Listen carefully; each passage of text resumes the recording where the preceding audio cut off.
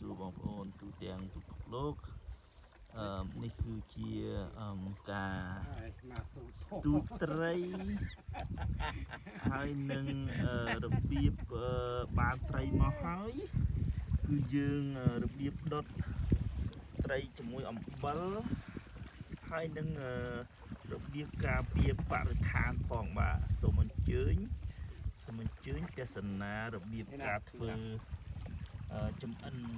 ត្រីរបៀបនេះបាទយើងដាក់ជាអាលុយមីណូមហើយនៅខ្ជុំដាក់នៅក្នុងនឹងហើយយើងរុំយើងសម្អាតត្រីរួចហើយយើងរុំអាលុយមីណូមនឹងត្រីនឹងទៅរួចហើយយើងដាក់ខ្ជុំដុតចំអិនជាមួយនឹងខ្ជុំនឹងនៅក្នុងអាលុយមីណូមត្រីរួចហើយយើងបកញ៉ាំជាមួយនឹង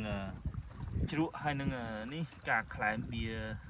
បន្តិចបន្តួចជាការកំសាន្តក្នុងការចុងសប្តាហ៍របស់ពួកយើងខ្ញុំបាទសូមអញ្ជើញទស្សនា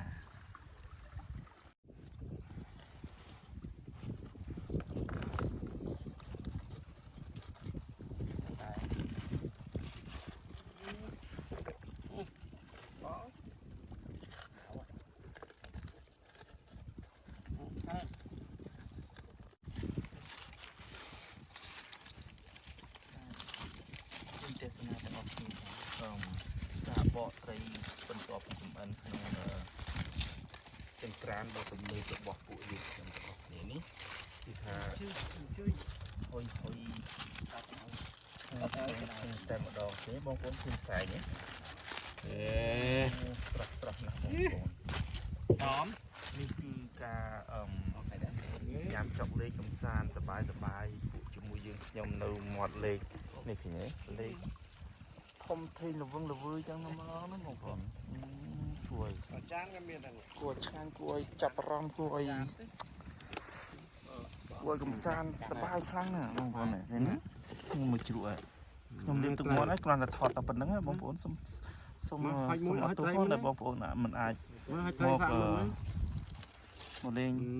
ជាមួយពួកខ្ញុំបានណាសុំទោសហើយបាទមើលនេះបកសាក់មើលអញ្ជើញឆ្ងាញ់បងប្អូនណាបងប្អូនមើលគ្រាន់តែក្លិនណាគ្រាន់តែក្លិនជះមកហ្នឹងក៏គួរឲ្យឆ្ងាញ់ណាស់បងប្អូនសូមពុកម៉ែបងប្អូនពូមីងទាំងអស់គ្នាមេត្តាខន្តីអភ័យទោសបើខុសឆ្គងយ៉ាងណាបាទសូមមេត្តាខន្ទោសបាទខន្តីអភ័យទោសផងបាទភ្លេចសូមជម្រាបផងដែរថាបៀពីកំប៉ុងនេះពួកខ្ញុំមិនមែនជាអ្នកប្រមាត់ទេក៏ប៉ុន្តែដើម្បីក្លែមជាមួយនឹងត្រីដ៏ស្រស់ហើយនឹងជ្រក់ដ៏ប្រំប្រៃរបស់អ្នកវិញខ្ញុំនេះមិនអាចបំភ្លេចពីកំប៉ុងនេះបានទេក៏ប៉ុន្តែពីកំប៉ុងនេះពួកខ្ញុំចែកចាយជាមួយបងប្អូនក្រុមជាមួយខ្ញុំនេះប្រហែលជា4 5 6នាក់ដូច្នេះមិនមែនជាអ្នកប្រមុខទេសូមមេត្តាខន្តីអភ័យទោសផងបាទសូមអរគុណ